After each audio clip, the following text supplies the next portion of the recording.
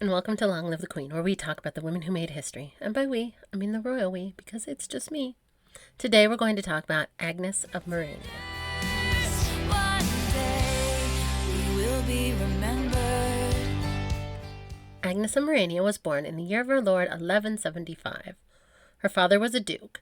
Throwback to anyone who missed that explanation. But a duke is the highest noble you can be without actually being royal. And I can hear it already. What about the Duke of Sussex or the Duke of Cambridge? They were royal, because William and Harry. They were royal dukes, so dukes can be royal. But if you aren't royal, the highest you could be was a duke. But it was nepotism, so her father was a rich kid that received a nice gift, and that gift was the Duchy of Merania. Fun fact for my wizards out there, his mother's name was Hedwig. Agnes' mother was Agnes of Rocklitz. She was the daughter of a margrave. If, like me, you weren't totally sure where a margrave fell in the ladder of nobility, a margrave would be the Holy Roman Empire equivalent of a marquis.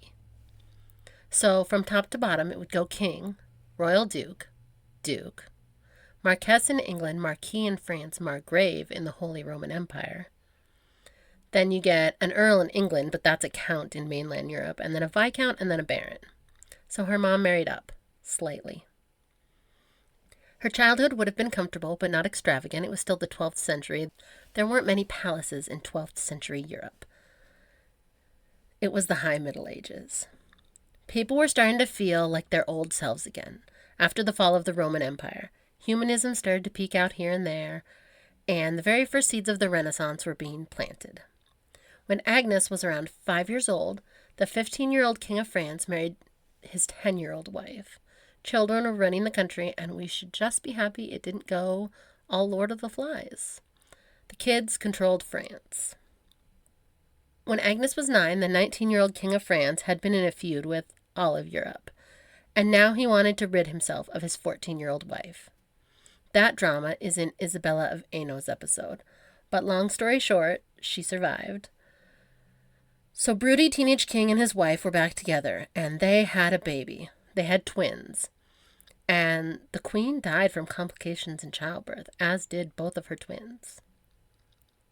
Her parents had at least 6 other children, so she came from a large family, though maybe not so large for the time.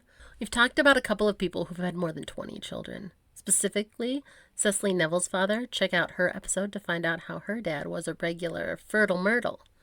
Cecily was the baby of the family, and 2 of her sons became kings of England, along with her granddaughter, her great-grandson, King Henry VIII, and all 3 of his children. Season 1 has so much drama. But back to our French drama. When Agnes was about 14, her father participated in the Third Crusade. That was the Richard the Lionheart Crusade. We talked about that in Eleanor of Aquitaine's episode. When Agnes was about 18, the King of France, now in his 20s, was marrying the teenage Ingeborg of Denmark. Princess Ingeborg was now Queen Ingeborg, and she was just a year older than Agnes, our Agnes. But just as soon as they were married, King Philip the God-given changed his mind. He said he couldn't get it up and witches were to blame, and then he sent his wife off to a convent and tried everything to rid himself of her. The next day, he couldn't get it up on his wedding night, so he was throwing the whole wife away.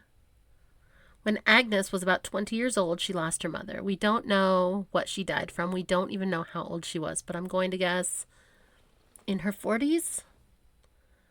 So she doesn't have a mother anymore, and her father's good friend, the King of France, still had his wife shut up in a convent. And they came up with a great plan. He would marry Agnes. Let's just pretend Ingeborg doesn't exist. Or at least that the Pope wasn't on her side. And we don't know how Agnes felt about this, but her father and the king didn't need to ask her permission. It was what it was. So when Agnes was 21, she was married to the King of France. The already married to Ingeborg, 31-year-old King Philip the God-given, or the vampire king of France, depending on who you ask. So Agnes, the daughter of a duke, was the new queen of France. Except that most people agreed that that job was already taken by Ingeborg. But in practice, she was the queen. She attended the state functions, and she got pregnant with the king's baby. During the first year of her marriage, her husband, the king, had beef with his old friend Richard the Lionheart, King of England. And the very next year, Agnes was pregnant. Remember that her mother had died, possibly in childbirth? As had the king's first wife, this would have been scary. But Queen Agnes was 23 and healthy. In 1198, she gave birth to a healthy baby girl. Her husband had a son, Louis the Lion.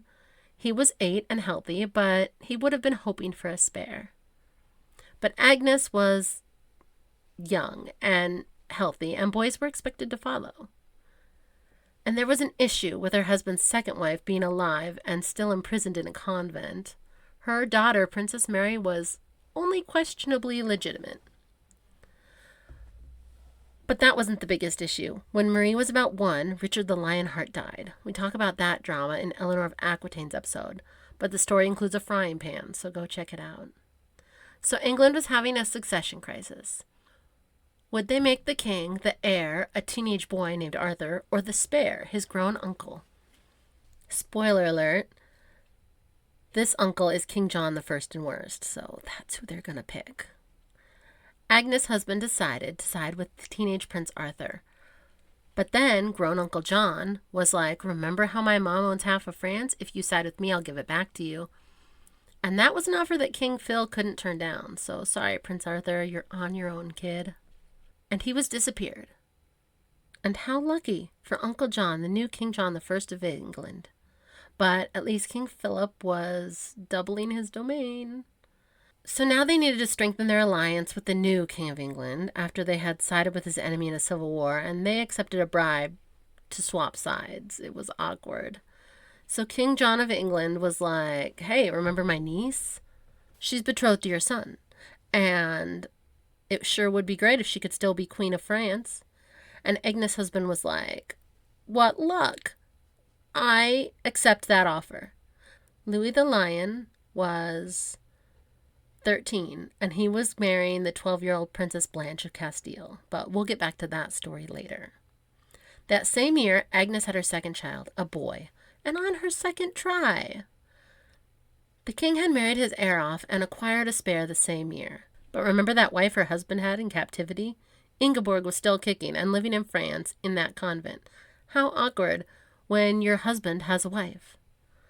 Philip the God-given indeed, and maybe the vampire king. The next year, 26-year-old Queen Agnes was pregnant again.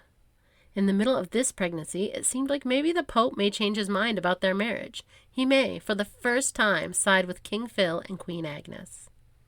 But then King Philip, the God-given, suddenly changed his mind. He publicly announced he was going back to his second wife, Ingeborg. And here Agnes is, 26 and pregnant with her third child. I'd be furious. King Philip II of France was kind of an asshole, for a lot of reasons. But he still wanted to spend all of his time with his pregnant wife and children, so their private life didn't change at all. But the legitimacy of her children was at risk, and that seemed to be her biggest concern. She was worried about her children, not herself. In July, Agnes died, possibly in childbirth with that third baby, who also didn't survive. That same year, the king agreed to go back to his second wife, Ingeborg, in exchange for legitimizing his children with Agnes, and that was granted. So Agnes had died, just 26 years old, but her children were legitimate children of the king of France, and I suspect that was all she really wanted at the end of her life, and that is where I'll leave it for now. What did you think of Agnes of Merania? It was a sad one, guys. She just died so young, and I'm glad she got what I expected was her dying wish, but that is the only silver lining to this rain cloud. You can share your thoughts or request a shout out at longlivethequeenpodcast@gmail.com or on Facebook or Instagram at Long Live the Queen Podcast. Long live to all the queens out there, and until next week, bye. Will be remembered.